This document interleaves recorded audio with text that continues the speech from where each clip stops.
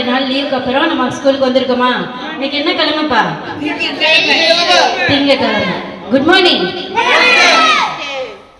நம்ம ஸ்கூல்ல நிறைய போட்டிலாம் வைப்போமா? வைப்பமா வைக்கிறது இல்லையா?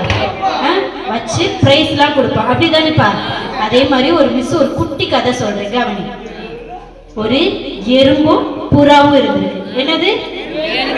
எறும்பும் புறாவும் இருந்திருக்கு. இதுல எது சிறுசு? எறும்பு சிறுசா புறா சிறுசா? என்னது சிறுசு? எறும்பு தான் சிறுசு. புறாவுக்கும் எறும்புக்கும் ஒரு போட்டி. ஒரு பெரிய மலை, சரியா? அந்த மலையை போய் யாரு ஃபர்ஸ்ட் தொடுறது அப்படின்னு. எதுல போய் தொடணும்? மலையில போய் யாரு அங்க போய் ஃபர்ஸ்டா போறது அப்படின்னு, சரியா? ஏன் கூட நீ சின்ன பிள்ளை எறும்பு, ஏன் கூட நீ போட்டி போடுறியா அப்படின்னு. அந்த பறவை, எனக்கு ஃபர்ஸ்டே தெரியும் நான் தான் ஃபர்ஸ்ட் பிரைஸ் வாங்குவேன்னு, எதுக்கு நீலாம் என் கூட போட்டி போடுற அப்படின்னு. 2 பேருக்கு போட்டி நடக்குது. போறாங்க போறாங்க, மலையை நோக்கி போறாங்க. பறவை போய் மலையில போய் ஃபர்ஸ்ட் அடைஞ்சிருச்சு. பறவை சீக்கிரமா போயிரும்ல, பறவை வேகமா போயிடுச்சு. திரும்பி பார்த்தா எறும்பு ஆளே காணோம்.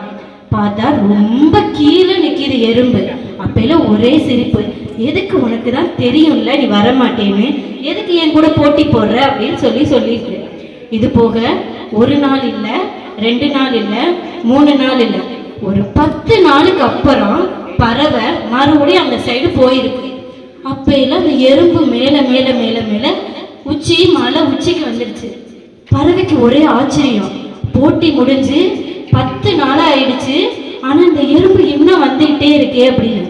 அதான் போட்டி முடிஞ்சுல, ஏன் இன்னும் நீ போயிட்டே இருக்க அப்படின்னு.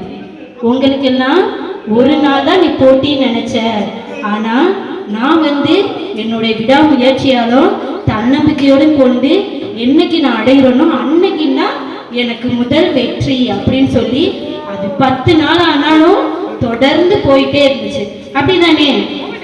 இப்போ எறும்பு அந்த நாளை விட அதுக்கான 1 நாள் வெற்றி கிடைச்சிச்சா கிடைக்கலையா?